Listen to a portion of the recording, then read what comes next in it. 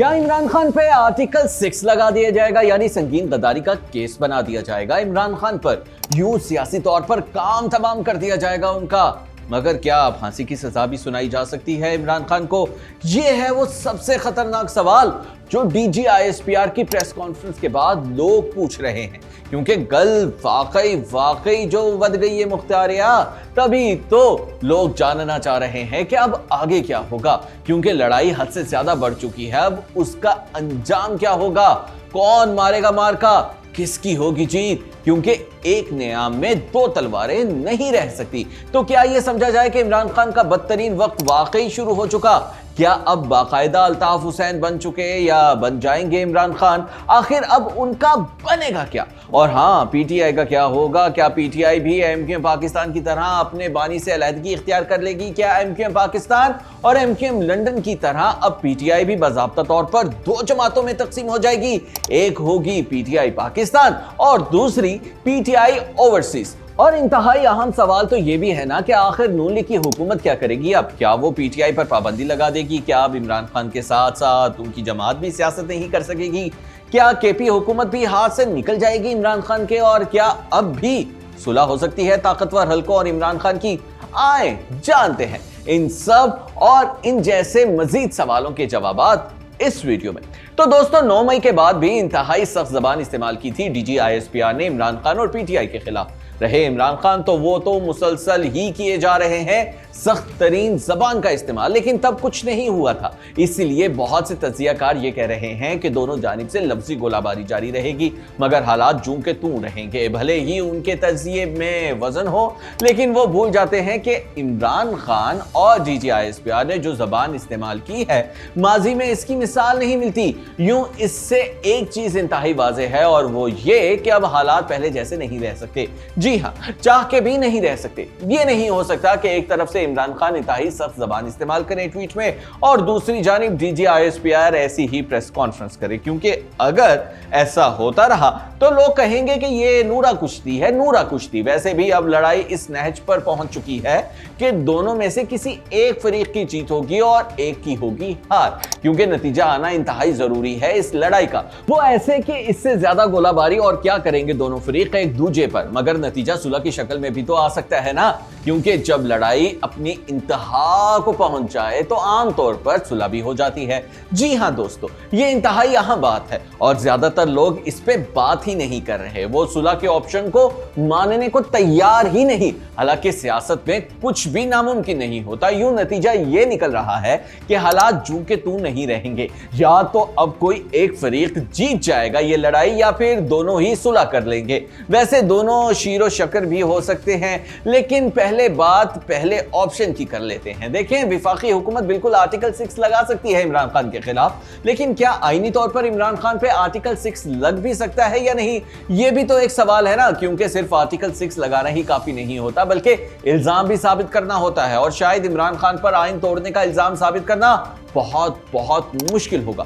ویسے بھی اس کا نقصان پتہ ہے کیا ہوگا؟ پہلے سابق وزیر اعظم بن جائیں گے عمران خان، جن پر آرٹیکل 6 لگے گا۔ یوں کل کو کسی اور سابق وزیر اعظم پہ بھی تو لگایا جا سکتا ہے نا یہ، اس لیے آرٹیکل 6 تک بات نہیں جائے گی۔ اور البتہ غداری کے کیسز بنائے جا سکتے ہیں ان کے خلاف، اور یہ بھی نہایت خطرناک کیسز ہوتے ہیں۔ اس کے علاوہ معاملات جاتے نظر آ رہے ہیں پی ٹی آئی پر پابندی کی جانب۔ ہو سکتا ہے کہ حکومت پی ٹی آئی پر باقاعدہ آئینی طور پر پابندی لگوانے کا اہتمام کرے، یعنی نئی بننے والی آئینی کورٹ سے بھی منظوری لے، مگر اس کے لیے حکومت کو ثبوت دینا ہوں گے آئینی عدالت کو۔ اس کے لیے جو ثبوت D G I S P R نے دیے، 9 مئی کیسز اور فورن فنڈنگ کیس، ان تمام کو ملا کر ریفرنس بھیجنا ہوگا وفاقی حکومت کو۔ زبردست چارج شیٹ بنانا ہوگی اور پھر لگ جائے گی پابندی پی ٹی آئی پہ۔ لیکن ایک اور آپشن بھی ہے، اور وہ ہے پی ٹی آئی پاکستان بنا دینا، بالکل ویسے جیسے ایم کیو ایم پاکستان بنی تھی۔ ہوا یہ تھا کہ ایم کیو ایم پاکستان نے اپنے بانی سے اظہار لا تعلقی کر لیا تھا، تو کیا پی ٹی آئی بھی عمران خان سے ناتا توڑ سکتی ہے کیا؟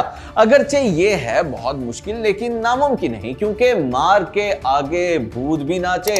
ہو سکتا ہے کہ حکومت ملک بھر میں بدترین کریک ڈاؤن کرے، پی ٹی آئی کے خلاف ہزاروں گرفتاریاں ہوں، جیلیں بھر دی جائیں، ان کے ایم این ایز اور ایم پی ایس کی زندگی اجیرن کر دی جائے، کیسز پر کیسز کھول دیے جائیں، حالات اتنے مشکل بنا دیے جائیں کہ پی ٹی آئی راہیں جدا کر لے عمران خان سے۔ اس صورت میں ایسا ہونا ممکن ہے، اور اگر یہ ہو گیا تو اس نئی پی ٹی آئی کو موجودہ سیٹ اپ کا بھی حصہ بنایا جا سکے گا۔ عہدے شہدے دیے جائیں گے، موجیں لگا دی جائیں گی اس کے لیڈرز کی۔ اس صورت میں کے پی حکومت بھی بچ جائے گی، ورنہ پارٹی پر پابندی لگا دی گئی تو کے پی حکومت کا بھی کام تمام ہو جائے گا۔ مگر کیا یہ سب نون لیگ کی حکومت کر پائے گی؟ یہ ایک مشکل سوال ہے، کیونکہ اگر نون لیگ نے ایسا کر دیا تو کیا گارنٹی ہے کہ کل کو یہی سب اس کے یا کسی اور سیاسی جماعت کے ساتھ نہیں ہوگا؟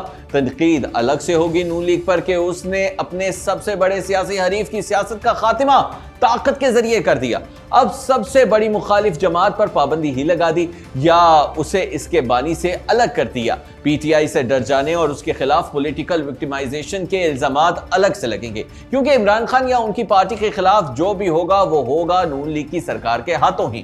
خود D G I S P R کہہ چکے ہیں کہ ہم تو محض بتا سکتے ہیں کہ عمران خان کیا کیا غلط کر رہا ہے، اس پر ایکشن لینا حکومت کا کام ہے، ہمارا نہیں۔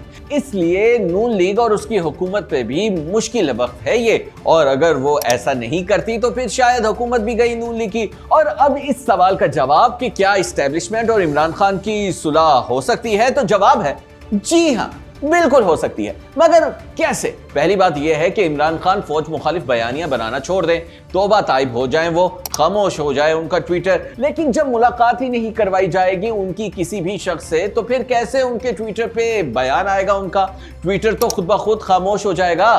مگر میں یہ بات نہیں کر رہا، اصل خاموشی تب ہوگی جب عمران خان سے ملاقاتیں بھی جاری رہیں اور وہ افواج پاکستان کے خلاف غلیظ زبان کا استعمال بھی چھوڑ دیں اپنے ٹویٹر پر، یا پھر کہہ دیں کہ ان کا کوئی تعلق نہیں ان کے ٹویٹر اکاؤنٹ سے، وہ نہیں جانتے کہ کون چلا رہا ہے اسے، آج تک اس پہ جو بھی کانٹینٹ لگا اس سے بھی ہاتھ اٹھا لیں وہ، اور کہیں میں تو جیل میں تھا، میرے نام سے نہ جانے کس نے کیا ٹویٹ کر دیا، یعنی وہ ختم کر دیں احتجاجی سیاست۔ ویسے بھی اس طرز سیاست سے انہیں بہت نقصان ہوا ہے، یوں مفاہمت کی راہ اپنانے میں ہی فائدہ ہے ان کا، رہا بھی ہو سکتے ہیں اور دیگر سیاسی فائدے بھی ان کی راہ تک سکتے ہیں۔ اس کے علاوہ عمران خان اور اسٹیبلشمنٹ کی صلح کی ایک اور وجہ بھی ہو سکتی ہے، اور یہ ہے حکومت کا پنگا لے بیٹھنا اسٹیبلشمنٹ سے۔ ایسے میں عمران خان اور اسٹیبلشمنٹ دوبارہ قریب آ سکتے ہیں، کیونکہ عمران خان کی فوج سے اصل لڑائی یہ ہے کہ فوج عمران خان کو سپورٹ کیوں نہیں کر رہی۔